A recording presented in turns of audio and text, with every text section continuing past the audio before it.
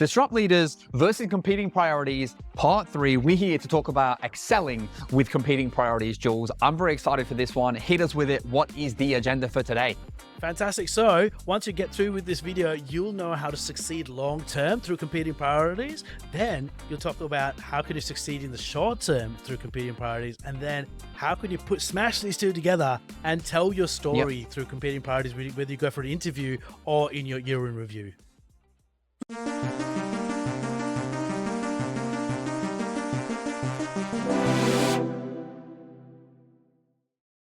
I love it. I feel like on this page, whether it was last season, even already the first two parts of this season, we talk a lot about other people because, as leaders, that's what I care about. I care about my people, and we talk so much about that. It's time sometimes to be a little bit selfish. I am a career. If you're listening to this video right now, you're not listening to it. You are listening to your people, but you're listening because you want to excel. You want to succeed. That is what we're going to talk about today, and I'm hyped for it. So, Jules, I think we can do this a little bit backwards. Most people think we would start with short term. We are actually going to start with a long term.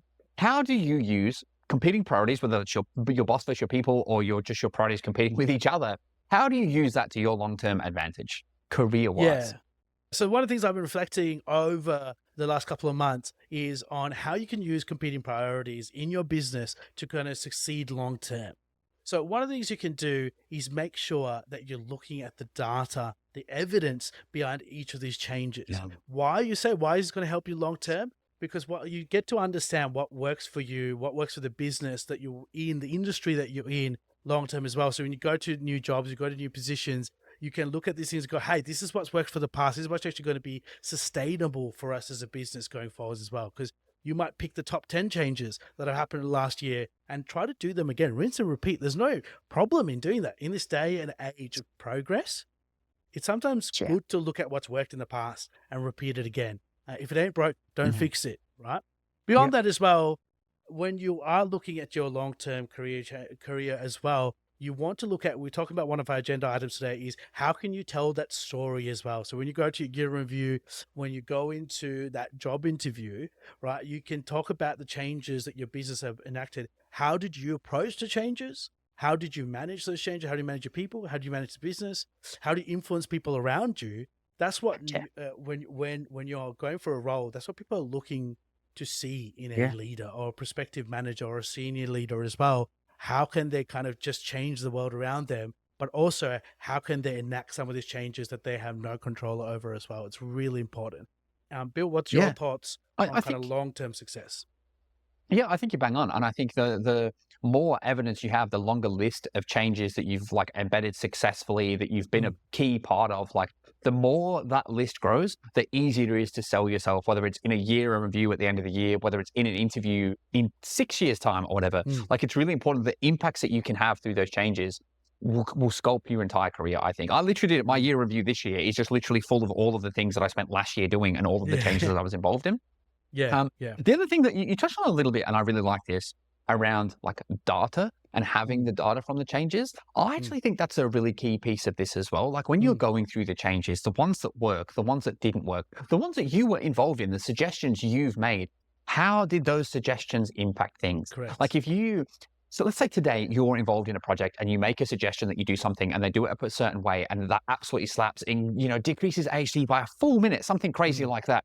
Note that down somewhere. Have that written down, because I tell you, in your interview next year when you're looking for a senior management position, being able to sit there and tangibly go, hey, so last year I was a big part of this change. The 12 months prior, this is where I target. This is actually where we're at now since that thing that I recommended. That's what we've done. That's where we're at. And that is such a massive thing that will put you over a lot of your colleagues, because it's being able to say that you're a part of a change is one thing. Being able to prove it and prove that it genuinely helped the wider business is a much bigger one. I think that has such a huge impact. So that's what I would recommend. Yeah, and I think to add on to that a little bit more and spend a bit more time on this, fleshing it out, is both of us, we keep a wins document. I call it a wins document, in terms of what are the changes or things that I've done throughout the year that really stand out, and the data around that as well. And I try to fill that out once a month. So I keep time for myself at the end of every month. It doesn't take me long, 10 minutes. I'm not writing War and Peace here. I'm just writing what are the changes I've done, and then what has the impact been to the business in terms of data. If I can Right. quantify it, right? At the very Yeah. minimum, I write the quality of the change that I've been able to enact, right? Now, Correct. the key to that though, the key to that is you need to be a leader of that change. You can't be one of those people, the last person to kind of bring that change to life. You can't be the Mm. person just letting it happen to you. You have to be the person that's out front. The moment senior leaders or somebody in your business suggests a change, you're grabbing it by the horns and going with it. Because then you can tell a much more compelling story when it comes to year Yeah. review at end of year. And that becomes a part of your brand, that personal brand we've spoken about last year. Lots of people talk about it. Yeah. It is really important to cultivate that you are a person that is, ready to go with the change as much as possible. Yes, you're going to also give feedback and close the loop and all those lovely things that people like to say. So you want to Mm. really lead the change, as much as that sounds really cliche. Yeah.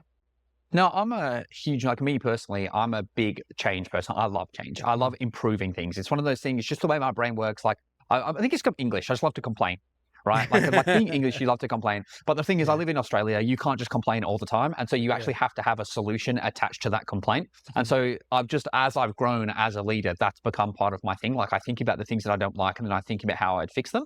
And I think I've definitely built an entire brand around that at work. It led me to be in the position I'm in now, in the role that I'm in now, purely because that people know that if there's a project working on, like I'll be a director of that change. Like they know that I'll get actively involved. And my boss specifically told me that's why he picked me.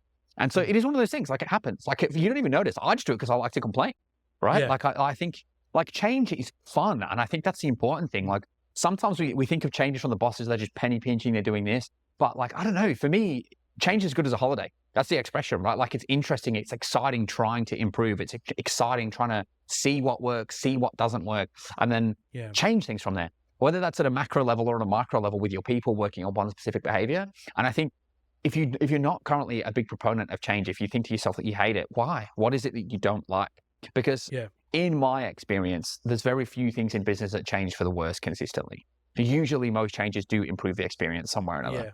Yeah, and the last thing I think I want to kind of spend a little bit on this topic is, you can use competing priorities to your advantage long term, because as Bill just said right now, if you really love change and you want to enact change, when you get competing priorities, it also means sometimes the strategic viewpoint of your business might not be as strong as you think it is, which also means it's able to be molded to the way you want it to be.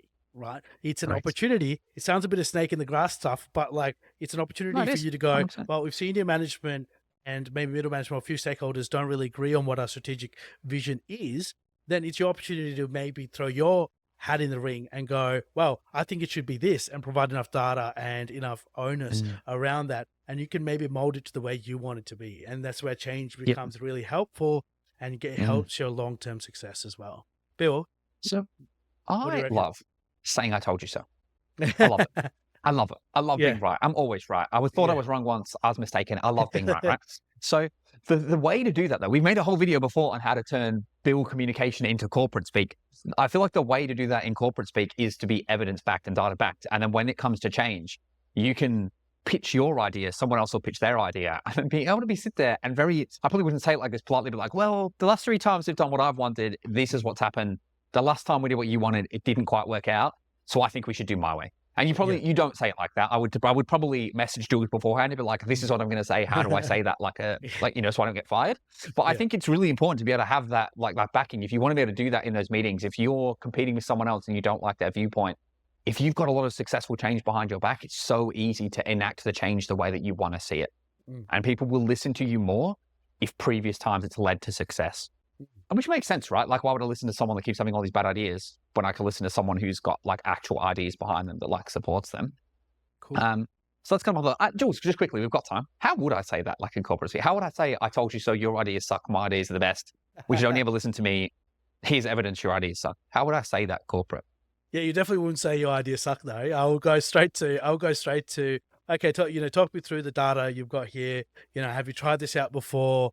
And you can even say, look, and if they really want to go ahead with it, one thing I do turn to is I go, let's pilot it. Let's pilot it first. Let's see whether it works with these individuals. Let's pick the cream of the crop who we know are really, really good. And, let's get them to pilot this particular change that we want to enact. And let's study it over the next couple of weeks. If it works, let's roll it out to everyone. Right. And usually what happens, it might not work with those people. And then you go, here's the data where I think it's not going to work, and go from there. You know what I mean? So if there's no I really data to like back your talk me through idea the up, data. create data, you know? Yeah. I really like the talk me through the data. Talk me through your Yeah. thought process there. I forget. Yeah. I Yeah. always forget that's a big Jules one. Like, talk me through Yeah. how you got to that conclusion. I'd love to Yeah. know Yeah. why you Yeah. think that would work, and then I'll go through why I think my way would work, and then we can Yeah. explain it. And then when they don't have a way, and then you go, well, when we tried all my things and it did work, I Mm-mm. think that's it. I think talk me through your vision, Yeah. Yeah. because I'm not seeing it. Maybe my eyes are shut. Maybe you're just blind. Let's find out. Let's find out together, you and I.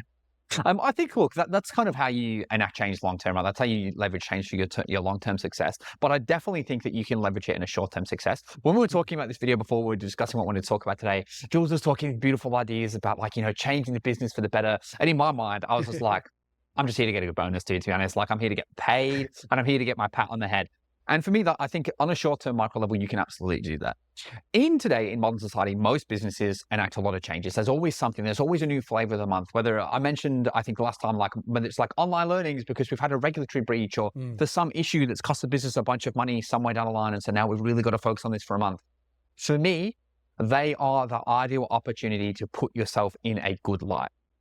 I think it is massively underrated when something is a focus for usually like your boss's boss's boss's boss, they'll only look at the one thing, they won't look at the broader picture. Your name not being on naughty lists definitely gets noticed so much more than you can even fathom. And if your name is on the list a couple months in a row, this person's team's still not doing it, these 3 consultants still not doing it, they end up having that like eye on them for everything else as well. And that's when you start to get scrutinized. So even if it's not putting yourself forward, it 100% holds you back to not really get in and support and help and get around those changes. So Jules, what do you kind of do? Like, you get those, like, flavor of the month pops up. You probably know it's going to be a flavor of the month if you've been in a contact center or you've been in a frontline environment long enough. What are you doing to get your pat on the head? Yeah, I think first of all, we spoke about this in the last episode, not saying no as your first response. I think it's a really important, underrated thing. And now a lot of people might go, well, you don't want to be yes man either. Well, not saying no doesn't mean you're saying yes all the time, right? It means that you go, okay, we spoke about before about being corporatizing stuff, but like, you're talking to your idea, what's behind it, what's the why, right? And then also then going, going, okay, right, like I'll give it a go, 100%. Like, you want me to give it a go, I'll give it a go.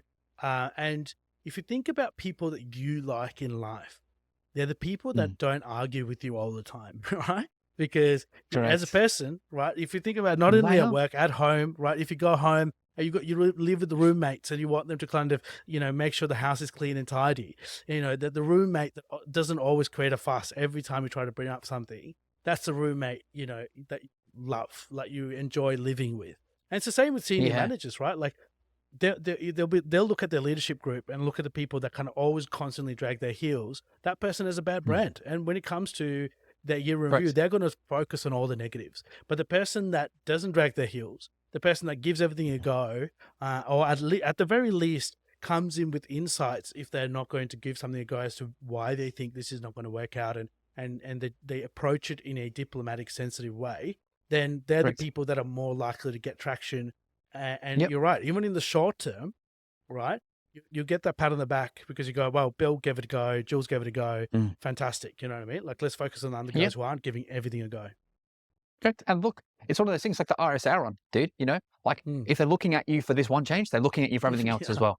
Whereas if the RSR focused on other leaders, it's not focused on you, and it gives you that little bit more wiggle room to do the things, not naughty things, but do things that, like, will help your team succeed, I guess, is what I'm kind of getting at. Like, I'm trying to make it seem like I'm not doing suspicious things, but, you're just not as heavily scrutinized by the powers that be.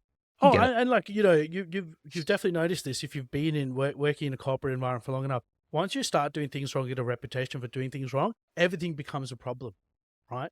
Like, everything, even the things that are actually every other leader is doing. Correct. You're doing it, but you doing it's an issue. Oh but like, this person's got, like, what I mean, you've got that flavor now through everything you do. Correct. And so you become like target number one. You don't want to be that short term or long term. You don't want to be the target.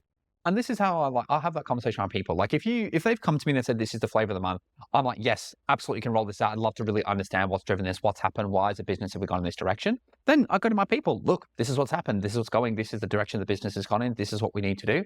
This is how you stay off the naughty list. If you stay off the naughty list, I'll stay off the naughty list. Then I'll get a pat on the head, which means you'll get a pat on the head. And then if we accumulate enough pats on the head, year in review time, we can be like, look how many pats on the head we've had this year. Look how great we've done.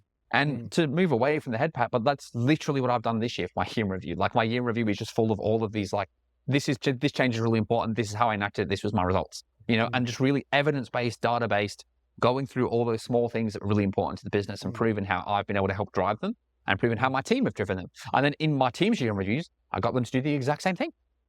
These are all the things that we've done as a business this year. This is what is important to the business. It's important to the business. It's important to me.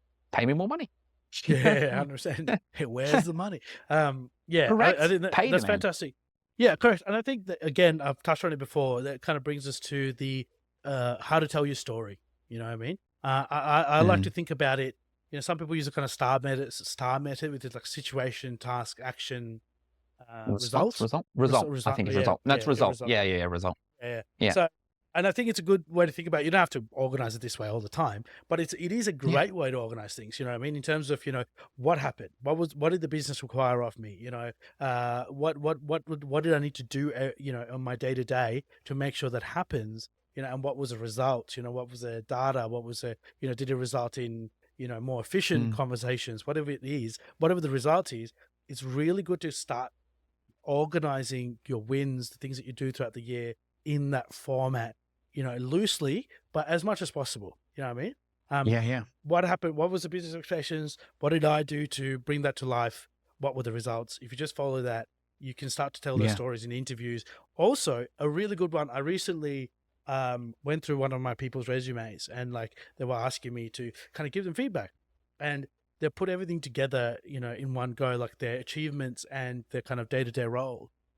A really good tip around this is these things that are not a part of your core role that you've helped put together and competing priorities, put them in your achievements column and put them up front. Because if you're in the industry, like if you're already working in the industry and you're interviewing somebody else in the industry, you know what people's core roles are. You know what they do. Like you don't need to spend too much time. So where you want to spend time is what are those things they did out of those, outside of those core roles, right? And put them in your achievements column right up top on that job description. So if your job description's whatever it is, right? You're a leader.